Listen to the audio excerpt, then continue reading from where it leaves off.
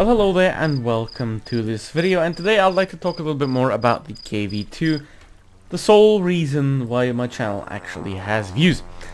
Now, you all know the KV-2, it's one of the most iconic tanks of the entire world, I might say. And the WoT Blitz, it sits at tier 6, and it has a pretty big boomstick. 640 damage, 690, 960 with HE. Yeah, 690, yep. It does a lot of damage. That's what I'm trying to say. Anyway, it does a lot of damage. That's what everyone loves it for.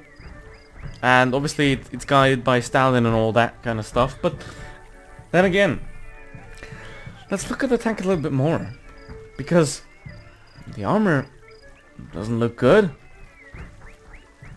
The reload is very long. The penetration is very bad. Then the accuracy is horrible, and the mobility is pretty bad.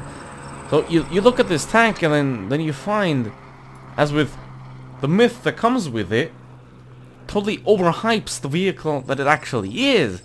Because to hit, if you do hit, which is about 50% likely, if you do hit your enemy, you might do damage. And then you have to wait 22 seconds to do it again. Now, obviously the KV-2 is beloved for his one-shot capabilities, but all the other downsides that it has just doesn't make it a really great tank. It might work well in certain situations, but overall it is not good. So what if there will be a tank that will be just plain better? What if there will be a tank that would just be more accurate and reload faster and have more penetration and actually have protection itself? That tank like that would be mythical, and it truly would be overpowered. So that tank can't exist. Let's play a Smasher. Yeah, well, yeah. So, to answer the question, is the KV-2 the perfect tank? It definitely is not. But then again, there is the Smasher, and the Smasher is better in any way. It is almost safe to say that this tank is the best tank tier for tier in the entire game. While the E5 sits at the top on its throne in tier 10, this tank dominates the lower tiers, and you'll see that right now. This is a tier 8 battle right here against IS-5s and Yak Panthers, T-34s, but you'll see soon what this tank is capable of. Now, this Comet thought he could peek. Well, look at him. He's left in 400 HP because I just lobbed in an accurate shot right into his side. And now, let's watch again. The main downside of the KV-2 is its accuracy.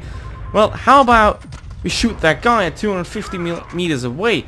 That was a Yak Panther 2, a tier 8 German tank destroyer.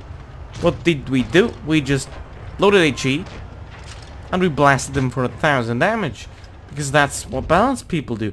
And now obviously the T-49, he doesn't have a lot of armor and he didn't have enough HP, so AP is enough there anyway. And that is 2300 damage in 1 minute played of this game. Now obviously every tank has its limitations, and no tanker is perfect. So you will encounter moments like this too, but very infrequently actually. And yeah. No, the IS, he's just not looking. And obviously 650 damage. Everyone just loves that. Now, another thing about the Smasher is it looks damn cool.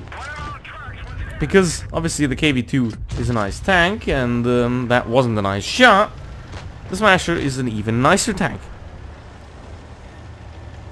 I mean, yes, it does look like a 12-year-old kid just built it from a scrapyard, but that's not the point here. This is truly art. Because to understand the Smasher, You have to understand the game itself, because the Smasher is basically good at everything that the game has to offer. And there we can see another feature that this vehicle presents, and that is 250mm penetration heat rounds, because if having better accuracy, better armor, better mobility, and better HE not enough, if that's not enough, you just add heat for good measures. And that in this game, even though we missed 2 crucial shots, or even 3, this is 3,500 damage right here. You could not do this with a KV-2 probably, because in a KV-2 you'd have to get very, very lucky. I played 3 games in the Smasher, this was the 3rd one, so this is not very uncommon right here to get a game like this. Now, does the KV-2 still have a place in the game? Yes, it does. Simply as a meme. In a rather competitive aspect of the game, it doesn't really have a lot of value anymore, because it just simply lacks a lot of the core capabilities that you need to be competitive in the game in this day. However, if you choose to invest the about 20 euros that this thing cost, then you have an entirely different story. You have a tank that can take it on with tier 8 heavy tanks, that can out-trade tier 8 heavy tanks, that can one-shot tier 7 light tanks, that can one-shot tier 6 tanks, basically in general. And if you can't one-shot them, you just shoot heat at them, because you have 250 pen with it. And also 69,000 XP, because I'm like that. That's important, obviously. You have to do everything you possibly can to stretch the video, but yeah. The KV-2 is not perfect, and it never was, and it never will be. However, if wargaming were only not so greedy, they maybe would have spared us with this monster. But then again, we're talking about wargaming here. And now, we have the most broken, most perfect tank that this game has ever had. That is the Smasher.